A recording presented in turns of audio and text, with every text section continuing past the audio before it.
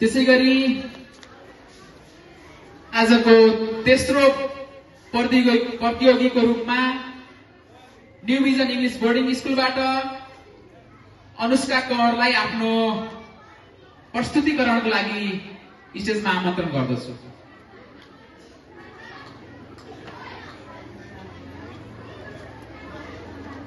धन्यवाद।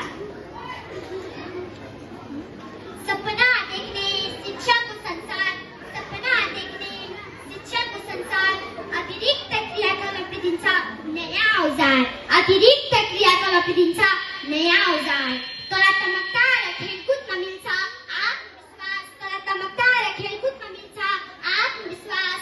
विद्यार्थीलाई पढाउँछ शक्ति र उदार, विद्यार्थीहरूलाई पढाउँछ शक्ति र उदार। धन्यवाद छ कार्यक्रम सञ्चालक ज्यू, आदरणीय यस कार्यक्रमका सभापति महोदय, प्रमुख अतिथि, विशिष्ट अतिथि, सम्पूर्ण अतिथिगण लगायत हातमा न्यायका तराजु लिएर बस्नुभएका निष्पक्ष विधायक मण्डलज्यूहरू, साथसाथै प्रतियोगी तथा अप्रतियोगी साथीभाइ बहिनीहरूलाई म अनुष्का कौर र मेरो न्यू भिजन इंग्लिश स्कुलको तर्फबाट हार्दिक नमस्कार व्यक्त गर्दछु।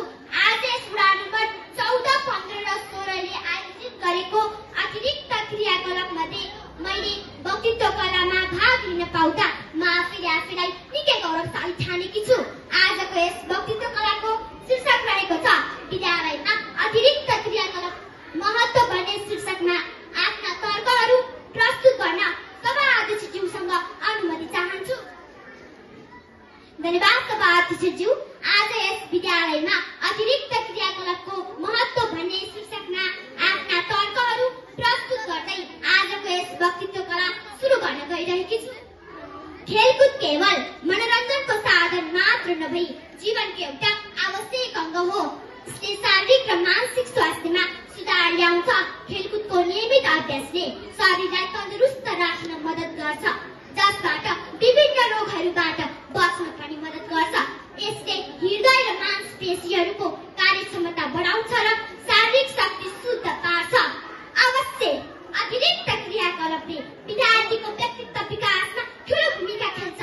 उदाहरणका लागि खेलकुदले अनुशासन, टिमवर्क र आत्मविश्वास बढाउँछ भने कला र सङ्गीतले सृजनात्मक सोच र भावनात्मक अभिव्यक्तिलाई विकसित गर्छ। यसका साथै नेतृत्व कौशल, समस्या समाधान क्षमता र सामाजिक चेतनाको पनि विकास हुन्छ। खेल र कुद दुई शब्द मिली खेलकुद शब्द बनेको हो।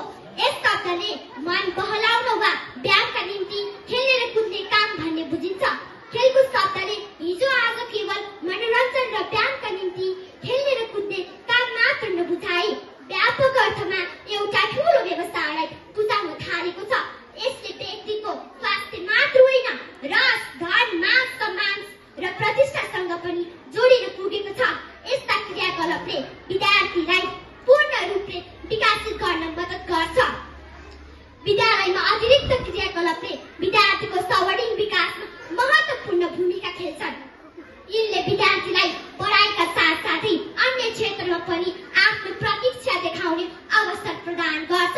खेल खेल्ने व्यक्तिको चमक क्षणभरमा विश्वभर सनसनीपूर्ण तरिकाले फिजिन्छ। यो व्यक्तिको सम्मान र खेलकुदका माध्यमबाट देशको नाम विश्वभर चिनाउन सकिन्छ। वर्तमान युगमा खेलकुद दिन प्रतिदिन लोकप्रिय बन्दै गएको छ। त्यसैले आज खेलकुदका लागि विश्वमा ठूलो धनराशि प्राप्त भएको छ। यस खेलकुद र यस्ता शारीरिक क्रियाकलापले विद्यार्थीलाई स्वस्थ र तन्दुरुस्त राख्छ। यस्ता क्रियाकलापले तनाव कम गर्न र मानसिक शक्ति प्रदान गर्न मद्दत गर्छ। समूहमा गरिने कामले नेतृत्व, सहकार्य र सामाजिककरणको सिप विकास गर्छ। आज यस वक्तृत्व कलामा सहभागी भई आफ्ना तर्कहरू प्रस्तुत गर्न पाउनु नै अतिरिक्त क्रियाकलाप हो। यस विद्यालय क्षेत्रमा अतिरिक्त क्रियाकलापहरू हुँदैनथ्यो भने आज म हजुरहरूको सामु मञ्चमा उभिएर वक्तृत्व कलामा सहभागी हुन सक्दिनथ्यो होला सभापति महोदय। त्यसैले विद्यार्थी जीवनमा अतिरिक्त क्रिया